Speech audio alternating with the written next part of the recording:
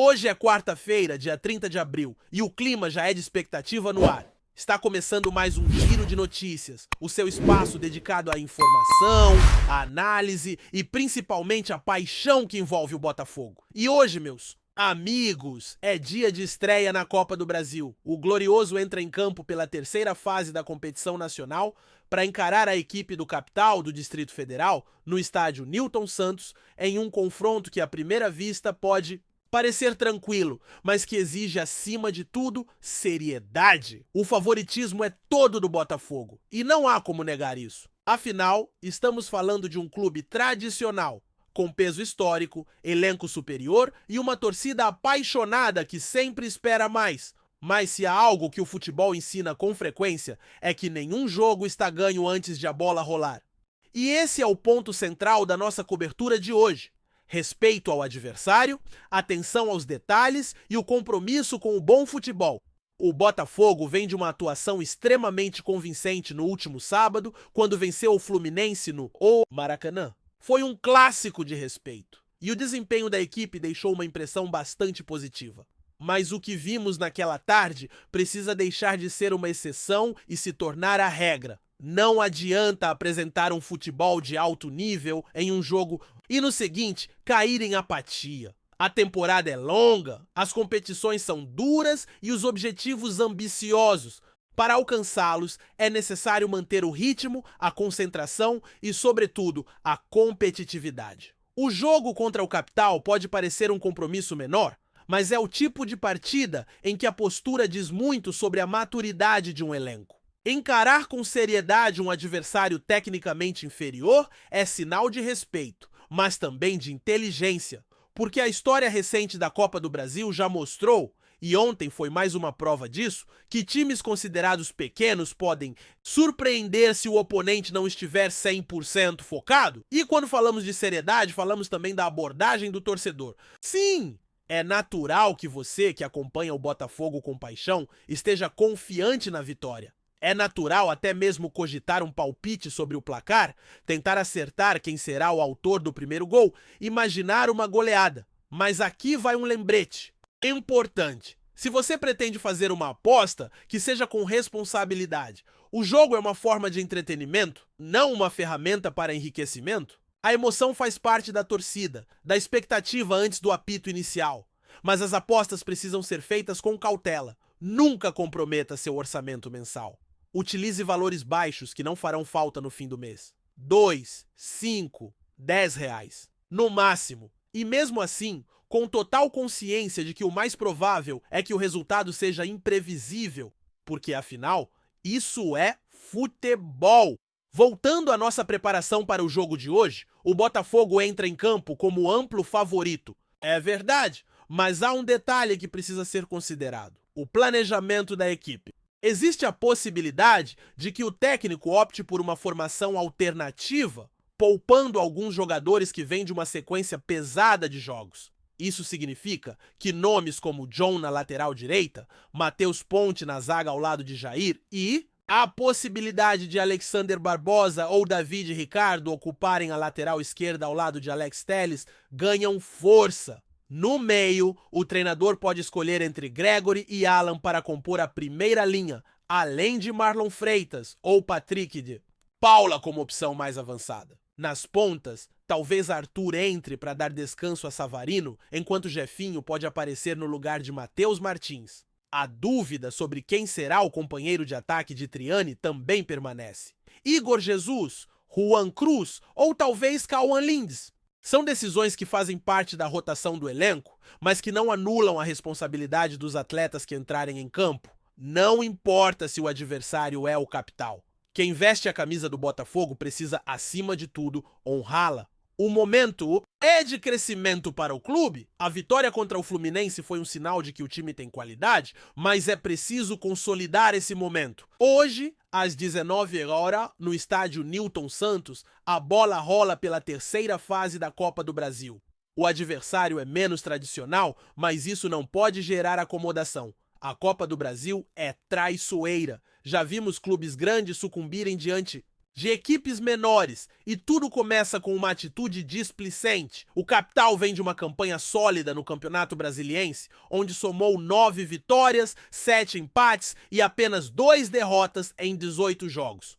Marcou 26 gols e sofreu apenas 11. Claro! É necessário ponderar que o nível técnico do campeonato estadual não se compara ao da elite do futebol brasileiro, mas os números ainda assim mostram que se trata de um time organizado e competitivo. Mais do que isso, o Capital já aprontou na própria Copa do Brasil. Eliminou a Portuguesa do Rio de Janeiro na primeira fase, nos pênaltis, e depois superou o Porto Velho, adversário da Série D, também com muita luta. Aliás, o último jogo do Capital foi justamente contra o Porto Velho, não pela Copa do Brasil, mas sim pela Série D, onde venceu por 1-0. O treinador da equipe tem vasta experiência em times menores e sabe montar esquemas competitivos mesmo com limitações técnicas. O time joga geralmente no 4-4-2, com o meio-campo disposto em linha, sem o clássico losango, e tenta compensar a falta de individualidades com um jogo coletivo disciplinado. Defensivamente, o destaque vai para o goleiro, que brilhou contra a Portuguesa nos pênaltis e também fez boas defesas contra o Porto Velho. Ele é um dos pilares do time, especialmente nas decisões.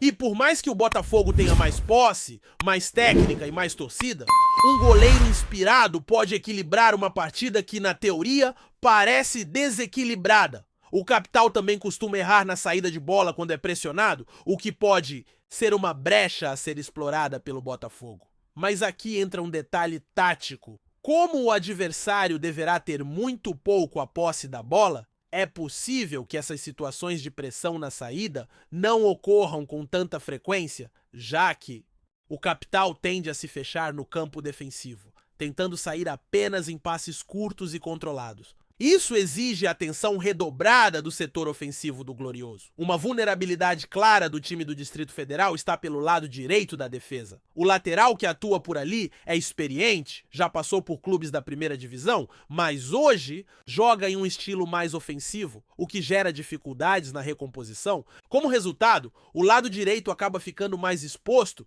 é um ponto a ser explorado, especialmente se o Botafogo optar por jogadores com velocidade e inteligência tática para aproveitar esses espaços. Outra fragilidade do Capital é a dificuldade com bolas longas, tanto por cima quanto em passes rasteiros que quebram a linha de defesa. São situações que podem colocar nossos atacantes em boas condições de finalizar, mas para isso é preciso capricho, movimentação e tomada de decisão rápida. No ataque, o Capital aposta em finalizações a qualquer momento. Seus jogadores, principalmente os meias e o centroavante boliviano, não hesitam em arriscar de média e longa distância. Isso obriga o Botafogo a manter a tensão defensiva mesmo com o controle do jogo.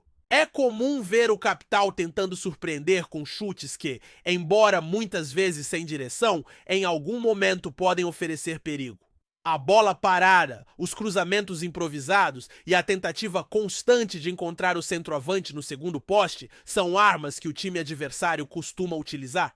O atacante principal nem sempre está como referência central na área, mas se desloca para o segundo pau, tentando confundir a marcação e encontrar espaços. É fundamental que nossa defesa esteja atenta a essa movimentação e evite o relaxamento, nos momentos em que parecer que o controle está garantido. Portanto, a estreia do Botafogo na Copa do Brasil é mais do que uma formalidade. É um compromisso com a seriedade, com a consistência e com a responsabilidade que uma grande camisa exige. O adversário tem limitações, é verdade, mas também tem méritos. Chegou até aqui superando obstáculos, tem um padrão tático definido e jogadores que acreditam no projeto. Cabe ao Botafogo fazer valer sua superioridade dentro das 4 linhas, com inteligência, dedicação e eficiência. O torcedor espera mais uma vitória, mas principalmente espera uma atuação segura, convincente e respeitosa. Estamos diante de mais uma oportunidade de mostrar que o Botafogo está no caminho certo, de confirmar a evolução da equipe e dar um passo importante em busca de mais um título. A Copa do Brasil é longa, mas cada capítulo importa. E o primeiro começa hoje. Gostou da informação? Deixe seu like, compartilhe com os amigos e comente sua opinião sobre o que está rolando no esporte. Quer saber mais sobre seu time favorito? Continue acompanhando o RJ Sport News. Em uma reviravolta que ninguém esperava, Everton Ribeiro está de volta ao futebol carioca, mas não ao Flamengo, como muitos imaginavam. O meia, que defendia o Bahia, acertou sua transferência para o Botafogo e assinou o contrato na tarde desta segunda-feira, pegando de surpresa torcedores, analistas e até dirigentes de outros clubes. A notícia caiu como uma bomba no cenário esportivo nacional e movimentou imediatamente as redes sociais. Aos 35 anos, Everton Ribeiro ainda é considerado um dos jogadores mais técnicos do futebol brasileiro. Ídolo no Flamengo, onde viveu seu auge entre 2017 e 2023, ele deixou o clube rubro-negro ao fim da última temporada e decidiu seguir no país, assinando com o Bahia em um movimento que na época parecia definitivo. Contudo, poucos meses depois, o meia optou por rescindir com o clube baiano e iniciar uma nova jornada no Rio, dessa vez vestindo a camisa alvinegra.